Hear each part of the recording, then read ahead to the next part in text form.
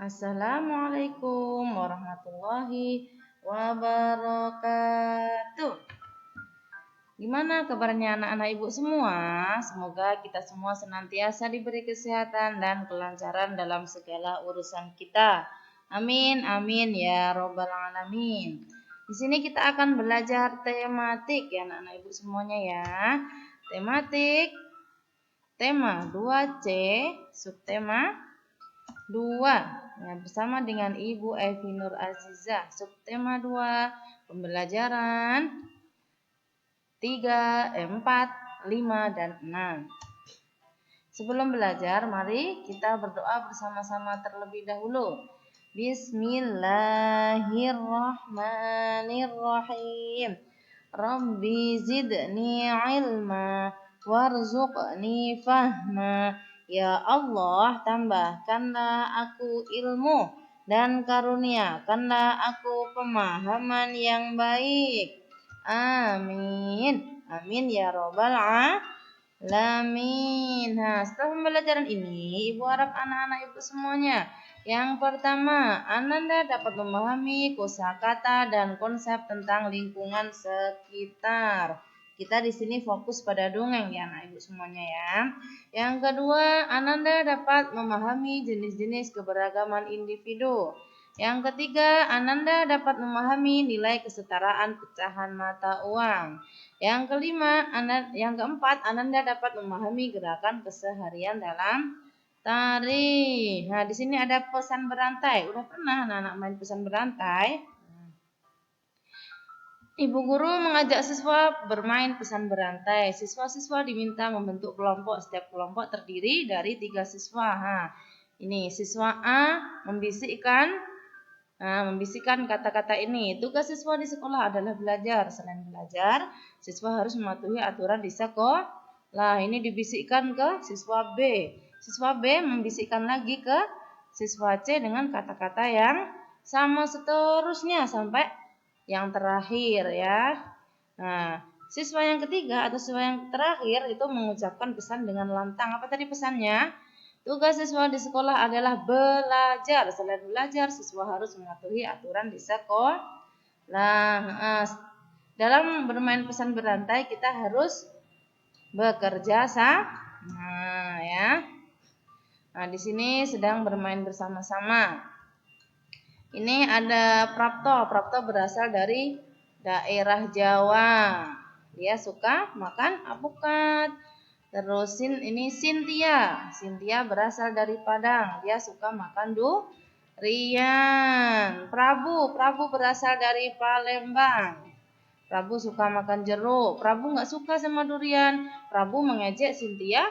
Katanya durian itu bau nggak enak, kata Prabu. Nah, itu nggak boleh anak-anak ibu ya. Kita tidak boleh saling mengejek. Di sini di sekolah murid-murid dapat menabung di koperasi. Hari ini Prapto, Cynthia, dan Prabu menabung di koperasi. Nah, ini Prapto, Cynthia, dan Prabu. Prapto menabung sebanyak berapa ini? Nah, 10.000, 5.000, 2.000, dan 2.000. Jika dijumlah berapa nak? 19.000. Ini 20.000 sama 1.000 sama 10.000. Kalau dijumlah, 20.000 ditambah 10.000 sama dengan berapa? 30.000. Prabu ada 10.000, 10.000, 5.000. Kalau dijumlah 10.000 tambah 10.000 tambah 5.000 sama dengan 25.000. Mana yang paling banyak? Iya, Cynthia paling banyak menabung. Nilai dan kesetaraan pecahan mata uang. Uang 2.000 bisa buat beli telur 1 misalnya. Misalnya kayak gitu ya nak ya.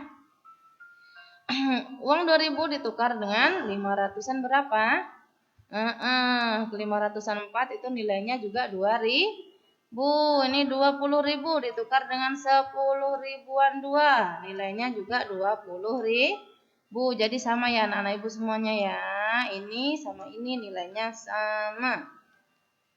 Lanjut kita menghitung barang yang dibeli Cynthia. Cynthia membeli 2 buah buku tulis. Cynthia membayar dengan 2 lembar 5.000-an. 5.000-nya ada 2. Dan 2 logam 500-an. 500-annya ada 2. Bagaimana cara ngitungnya?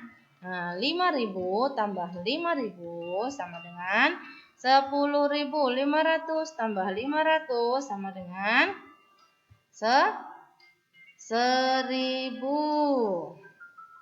Jadi berapa jumlahnya semua, Bu? Berarti jumlahnya 10.000 ditambah 1.000 tambah dengan 11.000. Jadi harga buku yang dibeli Cynthia adalah 11.000 rupiah ya. Nah, di sini ada cerita rakyat. Anak-anak Ibu suka yang mana ya ini antara 1. Legenda burung cendrawasih, 2. Legenda Danau Toba, 3. Kambing dan buaya, 4. Kuda dan monyet, 5. Malin kundang. Ayo anak-anak Ibu suka yang mana? Nah, kita memiliki kesukaan yang berbeda. Kita harus menghargai ya. Di sini Ibu memilih maling kundang. Nih, ceritanya adalah seperti ini. Jeng jeng jeng. Maling kecil yang sangat menyayangi ibunya. Nah, ini maling masih kecil sangat menyayangi ibunya. Malin pun beranjak dewasa dan ingin membantu ibunya karena ayahnya sudah meninggal dunia. Dan akhirnya Malin pun meninggalkan ibunya untuk merantau pergi jauh ya anak ibu ya, karena ingin membantu ibunya. Sesampainya di perantauan, Malin bekerja dengan keras dan mendapatkan istri yang tajir. Apa itu tajir? Tajir itu adalah kaya. Jadi Malin menjadi orang yang sukses. Namun, Ibu Malin menunggu kabar dari putranya tercinta. Ternyata Malin tidak memberi kabar sama ibunya.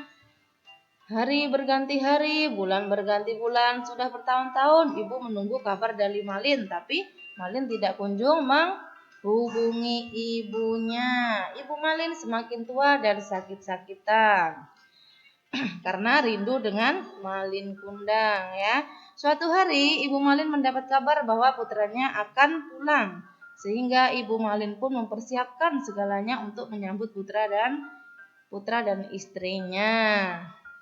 Ibu Malin sangat senang dan berharap putra yang sangat dirindukan akan menyayanginya. Akhirnya Malin datang menggunakan perahu besar yang sangat megah bersama istrinya. Itu perahunya sangat megah. Ibu Malin sangat gembira dan mengajak Malin untuk pulang ke rumah reotnya, rumah yang masih terbuat dari bambu. Namun Malin tidak mengakui ibunya karena malu. Masya Allah, jangan sampai ya anak-anak ibu semuanya ya, kita durhaka sama orang tua ya. Bahkan Malin menendang ibunya sampai terjatuh dan tersungkur di tanah. Malin sangat sombong dan kasar kepada ibunya. Ibunya menangis, nak, kasihan ya, kita nggak boleh yang lakuin itu ya. Ibu Malin sangat sedih dan kecewa dan disitulah terucap kutukan kepada Malin. Dan akhirnya Malin pun benar-benar menjadi sebuah batu yang keras. Karena Malin anak yang durhaka kepada ibunya yang sangat menyayanginya. Malin kundang pun menyadari jika dia sedang dikutuk. Malin kundang jatuh tersimpuh, mencium tanah dan segera berubah menjadi batu. Terlambat sudah baginya untuk menyesali sifat durhaka kepada ibunya. Jadi kita tidak boleh durhaka ya sama orang tua kita ya anak-anak ibu semuanya ya. Kita harus berbakti kepada kedua orang tua. Nah, ini ada menirukan gerakan Pak Tani. Gerakan Pak Tani membawa cangkul. Nih, tangan kanan memegang cangkul, tangan kiri melenggang. Saat berjalan tangan diayun maju mundur. Nah, itu sesuai gambarnya ini. Ini gerakan anak laki-laki. Gerakan anak perempuannya adalah tangan kiri memegang bakul benih padi, tangan kanan melenggang. Saat berjalan tangan diayun maju mundur. Kemudian gerakan petani mencangkul sawah. Nah, itu membawa cangkul ya nak ya. Nah, kemudian gerakan ibu tani menebar benih padi. Nah, seperti itu. Ini tangannya membawa bakul terus menaburkan. Kemudian gerakan mengusir burung. Nah, gerakan mengusir burung ditepuk tangan 3 kali.